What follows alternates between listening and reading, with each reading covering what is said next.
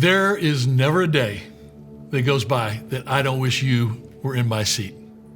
I wish you could experience for a day or a week or a month all the stories that I see that God is writing through you.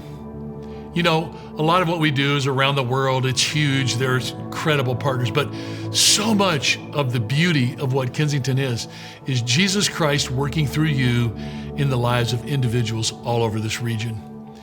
Every day, every hour, God is touching people in ones and twos and threes, and we get to be a part of that. And when you consider or you make a year-end Christmas gift to Kensington, you're investing in the lives of people that are being changed forever. And some of the common themes of those stories are people that are looking for hope or looking for change, looking for a new way to live. They are finding Jesus Christ, and we get to be a part of it. And today, you get to meet one of those friends, my friend, seeing what God is doing in one life. I came to know Christ at an early age, I'd probably say around 7 years old. My aunt, my mother did a good job of keeping me in Sunday school. And not that I was the smartest kid, but it's pretty easy when the Sunday school teacher says, you can either burn in eternity or you can live in eternity walking streets of gold. Pretty easy choice. A Christian, a believer, at one point in time is you're either close to God or you're far away from God. As I became an older teenager, I got far away from God. Going through life my way, not living a life pleasing to God. During that time, I started a family and wasn't leading, in my opinion, the way I would lead now. One of the failures was not having a committed relationship, and that resulted into a divorce, something I regret to this day. I enrolled into a trade school. At that point in time, the catchphrase was find your passion, do what you love, sort of thing. So that's what I was in search for, something, just a better life economically. And that rolled into me running into a classmate, and I love to speak on the power of prayer. So at that point in time, I had prayed to God that helped me get back into church, helped me find a new home. And shortly thereafter, my classmate gave me a phone call and said, hey, my church needs some help in the video department. Would you be willing to come and help out? Can't make that up. So some people say it's coincidence. I say it's power of prayer. So I listened, went, served, got involved in men's groups, anything that I could do to be a part of the community to stick to my faith. I kind of got in that rut of, okay, I'm going to keep doing these things to please God so I can keep getting the gifts, or what we call abundance. 2016, June 2nd, my son and I were out having dinner at a restaurant, outside patio, and a vehicle struck me. And during that time, I'm like, what happened? Like, I'm going to church, living the way I'm supposed to, things are going good, and then everything just stops. I had a close head injury, torn meniscus, 2 herniations in my lower back, 2 bulging discs, 2 tears, and then all the attributing things that come with that. Depression, anxiety, post-traumatic stress, loss of independence. My life just took a left turn. I was angry, I was bitter, just didn't want to be here. I can look back at it now and say, that's the best thing that ever happened to me in retrospect. But during that time, that season, and at that point in time, everything was taken away from me. 100% dependent on friends and family and the people around me. I was really resistant to doing counseling and group counseling. And through that community and accepting what has happened to me, I started to change. The most impactful thing for me was being around other individuals that are like-minded, but that were injured.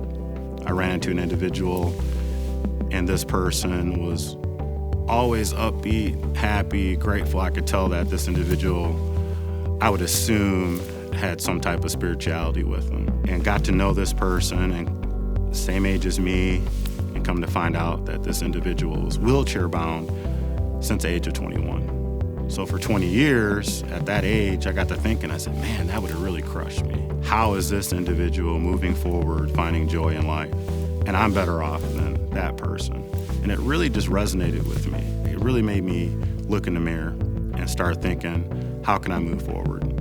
I can remember saying the prayer, God, help me find another home. I want to get back into church, want to get closer to you. Shortly thereafter, my barber was cutting my hair, shared with me that his daughter was getting baptized at Kensington.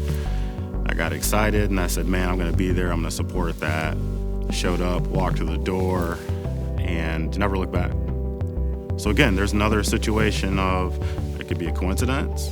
I'm going to say it's an answer to prayer. I pulled into the parking lot, and it kind of looked like a school, like an office structure. I was like, man, this can't be a church. Parking lot was packed. Worship was good, and I just had that feeling that I want to come back. Every time that Pastor Danny Cox would preach, I felt like he was talking to me. Every time Andrew Kim would preach, I felt like he was talking directly to me. One of the messages or points that's always shared on stage is to get involved in community, to connect. And at that point in time, I always felt that I wasn't connected. I ended up meeting Mervette, ended up meeting Basil. We just kind of prayed over my situation because I wasn't really sure where I wanted to be, what I wanted to do. I just knew that I wanted to connect with people and get serious about having a relationship with Jesus Christ. There's a course called Alpha that was available online only. With all my history and knowledge of being in the faith and being saved and going to church, like, do I really need to take Alpha? Kind of in a cocky, arrogant kind of way. I felt that I was above it. But I took it anyway. I wanted to be a part of the community. I just had that sense that I needed to connect, right? To insulate myself with like-minded people who are serious about moving forward with their walk with Christ. Took the course, and I can honestly tell you that's one of the best things I've ever did. One of the best decisions I made faith-wise. Very special group of people, and we're still connected today. And what I come to find out is that I could have used Alpha back in high school. It would have really answered a lot of questions for me. So I started serving in a hub, kind of like our greeter position here. I love the fact that people can come up and ask questions, and I can kind of be a liaison. Sometimes we get into prayer. Sometimes they have questions about events coming up, and just directing them to the right places. I'm not here to solve people's problems, but if I can connect you with someone that can help lighten your load, if I could be a resource to say, hey, why don't you check this out? Maybe there's something here for you. I felt like I did what I was supposed to do. It just feels good to help others. It helps me not focus on me. The more I focus on helping others, it just makes my life better. And I would want to encourage each and every individual that sees this video, that hears my voice, to jump in. God gave each and one of us gifts and talents, and our gift back to God is to use those to serve Him to the best of our ability. And out of joining this community, getting plugged in, connecting with others, I become stronger. But I think sometimes we wait and we ask for something, but we don't do anything about it. You got to take action. And I would strongly encourage people to answer that call. We go through seasons. Whatever an individual is going through, that storm's not going to last forever. It's up and downs. We have peaks and we have valleys. How do you want to walk through that valley? You can walk through it alone, or you can walk through it in community. Me, I'm not doing it alone. I'm not dumping my problems on someone else, but I can call 10 to 15, 20 people and get a response. People that I've met in this community that are willing to listen and be there for me and call me out. I know when people see me walk around this building, I look like I got it all together, but I don't. I'm putting the work in. I'm putting the time in. I'm connecting with community. I'm testing the word. I'm testing the faith. And I've answered the call. I jumped in. This building is just a structure. It's the people that make it happen.